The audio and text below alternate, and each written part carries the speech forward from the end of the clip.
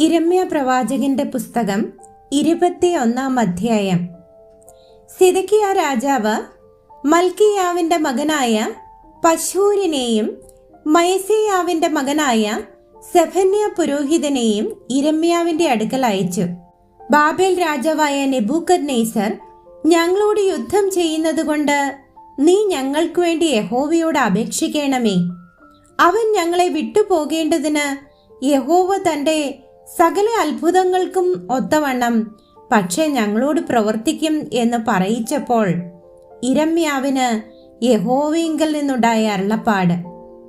യിരെമ്യാവ് അവരോട് പറഞ്ഞത് എന്തെന്നാൽ, നിങ്ങൾ സിദെക്കിയാവോട് ഇപ്രകാരം പറയണം, ഇസ്രായേലിന്റെ ദൈവമായ യഹോവ ഇപ്രകാരം അരുളി ചെയ്യുന്നു, മതിലുകൾക്ക് പുറമേ നിങ്ങളെ നിരോധിച്ചിരിക്കുന്ന ബാബേൽ രാജാവിനോടും കൽദേയരോടും യുദ്ധം ചെയ്യുവാൻ നിങ്ങളുടെ കയ്യിൽ പിടിച്ചിരിക്കുന്ന ആയുധങ്ങളെ ഞാൻ മടക്കിച്ച് ഈ നഗരത്തിന്റെ നടുവിൽ കൂട്ടും. ഞാൻ തന്നെയും നീട്ടിയ കൈകൊണ്ടും ബലമുള്ള ഭുജം കൊണ്ടും കോപത്തോടും ക്രോധത്തോടും അത്യുഗ്രതയോടും കൂടെ നിങ്ങളോട് യുദ്ധം ചെയ്യും. ഈ നഗരത്തിൽ വസിക്കുന്ന മനുഷ്യരെയും മൃഗങ്ങളെയും ഞാൻ സംഹരിക്കും. അവർ മഹാമാരിയാൽ മരിക്കും. അതിന്റെ ശേഷം യഹൂദ രാജാവായ സിദെക്കിയാവെയും അവന്റെ ഭൃത്യന്മാരെയും ജനത്തെയും ഈ നഗരത്തിൽ മഹാമാരി, വാൾ, ക്ഷാമം എന്നിവയ്ക്ക് തെറ്റി ഒഴിഞ്ഞവരെ തന്നെ ഞാൻ ബാബേൽ രാജാവായ നെബൂഖദ്നേസറിന്റെ കയ്യിലും അവരുടെ ശത്രുക്കളുടെ കയ്യിലും അവർക്ക് പ്രാണഹാനി വരുത്തുവാൻ നോക്കുന്നവരുടെ കയ്യിലും ഏൽപ്പിക്കും. അവൻ അവരോട് ക്ഷമയോ കനിവോ കരുണയോ കാണിക്കാതെ അവരെ വാളിന്റെ വായ്ത്തല കൊണ്ട് സംഹരിക്കും എന്ന് യഹോവയുടെ അരുളപ്പാട്. നീ ഈ ജനത്തോട് പറയേണ്ടത്, യഹോവ ഇപ്രകാരം അരുളി ചെയ്യുന്നു, ഇതാ ഞാൻ ജീവന്റെ വഴിയും മരണത്തിന്റെ വഴിയും നിങ്ങളുടെ മുൻപിൽ വെക്കുന്നു. ഈ നഗരത്തിൽ പാർക്കുന്നവൻ വാൾ കൊണ്ടും ക്ഷാമം കൊണ്ടും മഹാമാരി കൊണ്ടും മരിക്കും.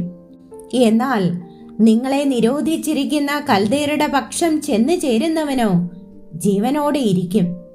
അവന്റെ ജീവൻ അവന് കൊള്ള കിട്ടിയതുപോലെ ഇരിക്കും. ഞാൻ എന്റെ മുഖം ഈ നഗരത്തിന് നേരെ നന്മയ്ക്കല്ല തിന്മയ്ക്കത്രേ വെച്ചിരിക്കുന്നു എന്ന് യഹോവയുടെ അരുളപ്പാട്. അതിനെ ബാബേൽ രാജാവിന്റെ കയ്യിൽ ഏൽപ്പിക്കും. അവൻ അതിനെ തീ വെച്ച് ചുട്ടുകളയും.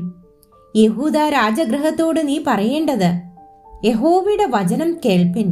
ദാവീദ് ഗൃഹമേ, യഹോവ ഇപ്രകാരം അരുളി ചെയ്യുന്നു, നിങ്ങളുടെ പ്രവൃത്തികളുടെ ദോഷം നിമിത്തം എന്റെ ക്രോധം തീ പോലെ പാളി ആർക്കും കെടുത്തുകൂടാതെ വണ്ണം കത്താതെ ഇരിക്കേണ്ടതിന് നിങ്ങൾ ദിവസം തോറും ന്യായം പാലിക്കുകയും കവർച്ചയായി ഭവിച്ചവനെ പീഡകന്റെ കയ്യിൽ നിന്ന് വിടുവിക്കുകയും ചെയ്യുവിൻ.